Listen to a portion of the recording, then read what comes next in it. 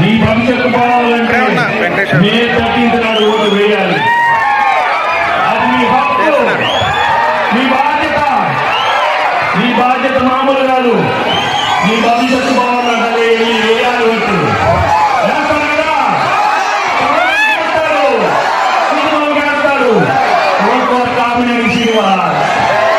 మామూలు కాదు. మా సీమ ఒక్క నిమిషం పిలిస్తే ప్రాబ్లం ఉంటే పక్కనే ఉంటారు.